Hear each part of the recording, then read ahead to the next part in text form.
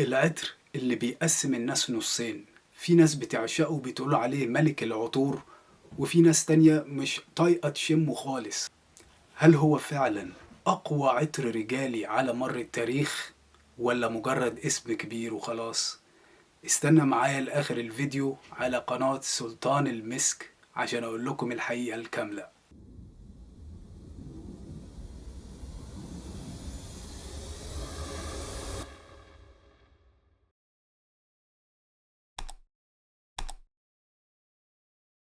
عطر انت لودمان من دار أمواج اتصمم على ايد العطار الفرنسي بيير ناجران، ونزل السوق سنة 2012. بيير استخدم فيه مكونات من العيار التقيل زي العود والبخور والعنبر، وده خلاه يبقى واحد من أكتر العطور تميز في دار أمواج. أمواج أصلا دار عطور اتأسست في سلطنة عمان، وبس لاقت نجاح كبير جدا في السنوات الأخيرة، والناس في الدول الغربية أطلقوا على العطر ده الوحش الأزرق أو The Blue Beast. يلا بينا نرش الأسطورة دي ونضعها تحت الاختبار. يا قوي جدا، أنا خايف أصلا أرشه في الوقت ده بالليل عشان مش هعرف أنام، أفضل أشمها في أحلامي.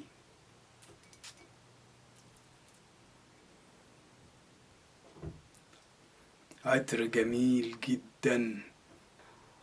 أول ما ترش العطر ده زلزال، دخان وبخور وتوابل، ضربة فنية في وشك. ريحة كنيسة بس معمولة بلمسة شرقية تقيلة، كأنك دخلت على معبد مش مجرد بخاخ. ريحة بتسيب انطباع من أول لحظة، فيها جدية، فيها موقف. لا، ده مش عطر صباحي، ده هيصحي الناس. بعد شوية العطر بيهدأ بس ما بيروحش بعيد، بتظهر كده ريحة الجلود مع المر مع اللبان الدكر، يعني ريحة غامقة جدا، تحس إنها ريحة غامقة ودافية. بتفكرني وأنا صغير كنت بشتري مشروب العرق سوس في مصر. يعني ريحة بصراحة إدمان. ريحة فيها تناقضات، نار وسكينة، فوضى ونظام، منعش وغامق. يعني كل ما تشمه تحس كده بتشم حاجة جديدة، تحس العطر ده بيحكي لك حكاية قديمة من حواديت ألف ليلة وليلة. هو عطر فعلا صعب بس مش مزعج، زي موسيقى كلاسيكية قديمة مش هتحبها من أول استماع، بعد ساعتين تلاتة الدنيا فعلا بتبتدي تهدأ. الأخشاب والعنبر والباتشولي بيبتدوا ياخدوا دور البطولة، الدخان بيقل بس الفخامة بتفضل. ريحة هتخليك تفكر فيها بعدها بيوم كامل.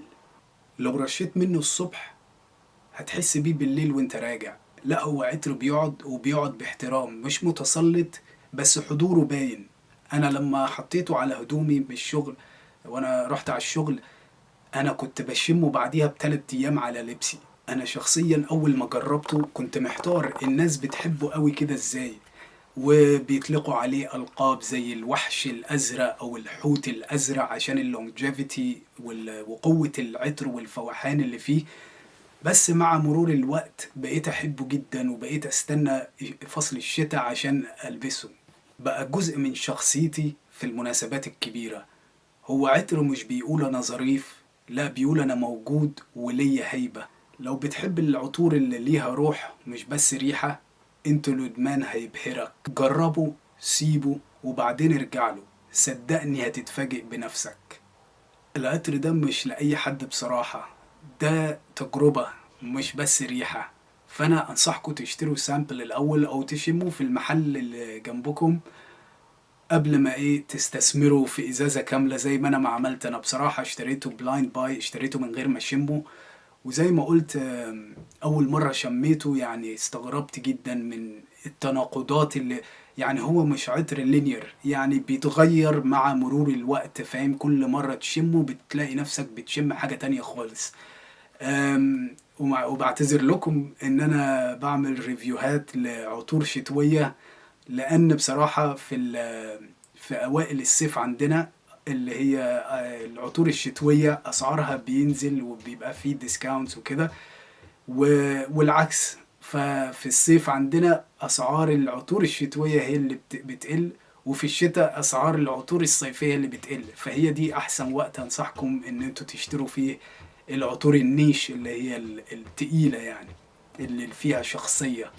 شكرا إن انتوا تابعتوا معايا الرحلة دي، ولو جربتوا العطر ده قبل كده اكتب لي في الكومنتات تحت ايه قصتك معاه. ولو عجبك الريفيو اعمل لايك وسبسكرايب، وخلينا نكمل مع بعض رحلتنا في عالم العطور. أشوفكم قريب في ريفيو جديد، بس المرة الجاية ريحة تبقى مختلفة تماما.